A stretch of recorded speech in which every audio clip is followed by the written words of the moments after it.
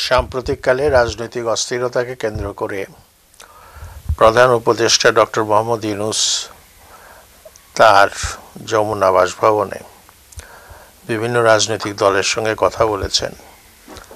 এই কথা বলাটা অত্যন্ত জরুরি ছিল, কারণ যারা নীতি নির্ধারক তাদের সঙ্গে যদি অন্যান্য স্টেক হোল্ডারদের যে যোগাযোগ, সেই যোগাযোগটা অব্যাহত না থাকে তাইলে ভুল বোঝাবুঝির সৃষ্টি হয় এবং এই ভুল বোঝাবুঝি একসময় খুব মারাত্মক আকার ধারণ করতে পারে।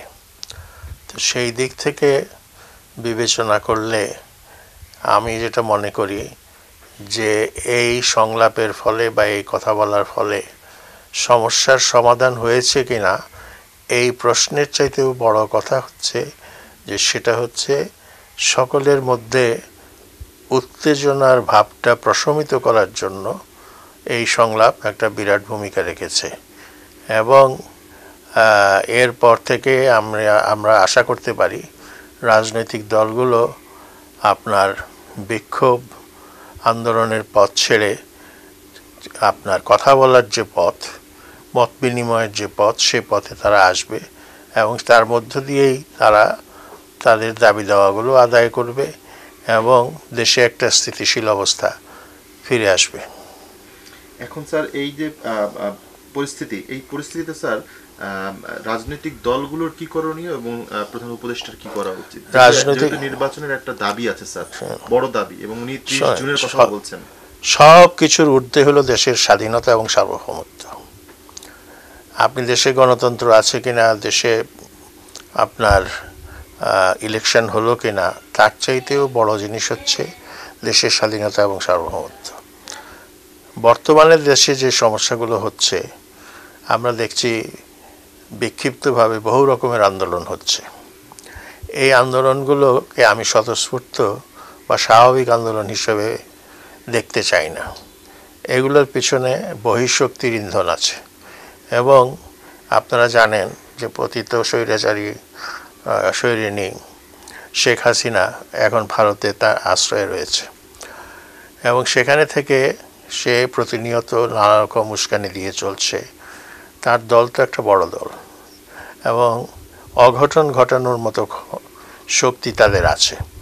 তাদের এখন সবচেয়ে বড় দুর্বলতা হচ্ছে তারা জনগণ থেকে বিচ্ছিন্ন হওয়াতে তেমন কোনো ক্ষতি তারা করতে পারছে না, কিন্তু সমস্যা তো তারা সৃষ্টি করতে পারছে এবং এদের পেছনেও রয়েছে ভারতীয় আধিপত্যবাদ। এই দুটো জিনিস একত্র হয়ে বাংলাদেশের স্বাধীনতা এবং সার্বভৌমত্বের প্রতি হুমকি। তো আমরা যাই কিছু ভাবি, গণতন্ত্রের কথা ভাবি, নির্বাচনের কথা ভাবি বা দেশের অন্যান্য যে কোনো সমস্যার কথা ভাবি, তার আগে ভাবতে হবে আমাদের দেশের সার্বভৌমত্বটা ক্ষুণ্ণ হলো কিনা বা কেউ ক্ষুণ্ণ করছে কিনা, কেউ এটাকে দুর্বল করে ফেলছে কিনা। তো সেইটা হলো সবচেয়ে বড় সচেতনতা। এই সচেতনতা না থাকলে রাজনীতির কোনো মূল্য নাই।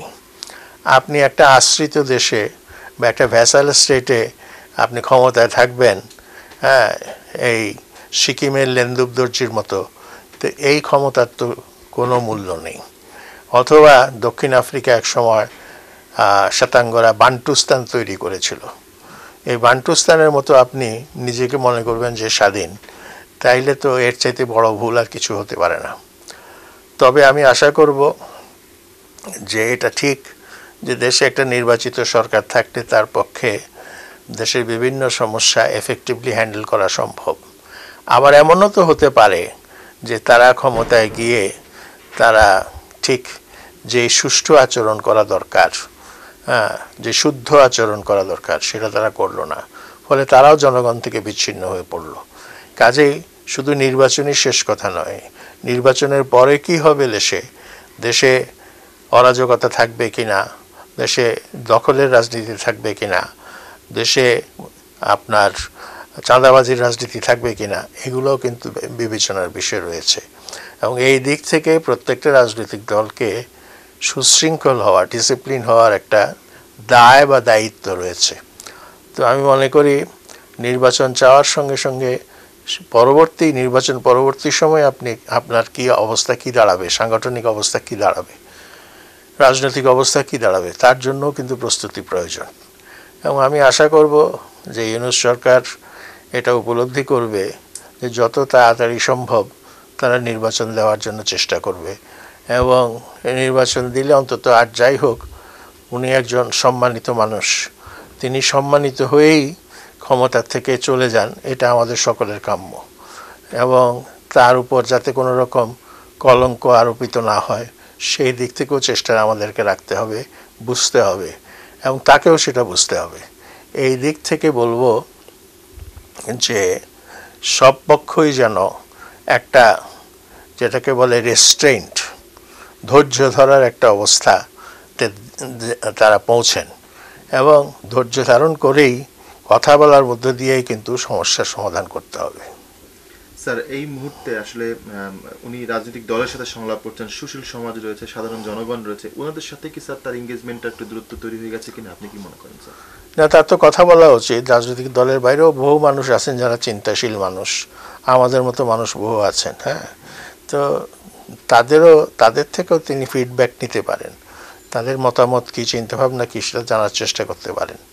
সেখান থেকেও হয়তো ভালো কোনো সমাধান বেরিয়ে আসতে পারে।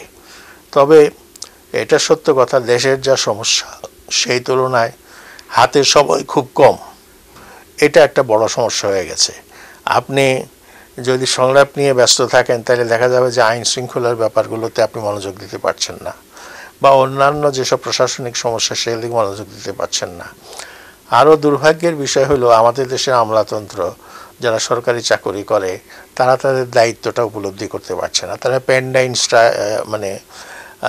স্ট্রাইক করছে, বা তারা সচিবালয়ে বিক্ষোভ করছে। তো এইগুলো যে খুবই ধ্বংসাত্মক, এইটা তাদেরকে উপলব্ধি করতে হবে। এবং আমি আহ্বান জানাবো তারা যেন এই রকম তৎপরতা থেকে বেরিয়ে আসেন, এবং নিয়মতান্ত্রিকভাবে তারা যেন তাদের দাবি দাওয়া পেশ করেন। রাষ্ট্রীয় কর্মকাণ্ডের যাতে ব্যাঘাত না হয়, জনসাধারণের সেবা পাওয়াটা যাতে ব্যাঘাত না হয় সেই দিকে তারা চেষ্টা করবেন। জনগণের সেবা পাওয়াকে ব্যাঘাত করে বা জনজীবনকে স্তব্ধ করে দিয়ে কোনো আন্দোলন, সেটা অবশ্যই কাম্য না। স্যার ঠিক এই অবস্থায়, এই পরিস্থিতিতে স্যার আপনার রেকমেন্ডেশন কি আমাদের একটা সুস্থ রাজনীতি বা সুস্থ একটা দেশে আবার ফিরে আসার পক্ষে? দেখুন, সবচেয়ে বড় কথা হলো দেশ নিয়ে ভাবা। প্রত্যেককেই দেশ নিয়ে ভাবতে হবে, এবং প্রত্যেককেই দেশপ্রেমিক হতে হবে, প্যাট্রিয়ট হতে হবে। এবং সবাই যদি প্যাট্রিয়টিকভাবে চিন্তা করে তাইলে কিন্তু সমস্যার সমাধান অনেক সহজ হয়ে যাবে। তো নিশ্চয়ই সবাই জানেন যে দেশপ্রেমিক অবস্থানটা কি, এবং সেই অবস্থান থেকেই তারা তাদের পদক্ষেপ ফেলবেন। সেটা রাজনৈতিক দল হোক, বা কোনো প্রতিষ্ঠান হোক, বা কোনো সংগঠন হোক, বা সরকারি চাকরিজীবী হন, বা যেই হন না কেন, বা শ্রমিক হন, তাহলেই কিন্তু মনে হয় আমাদের সমস্যাটা অনেকখানি সমাধানের পথে এগোবে।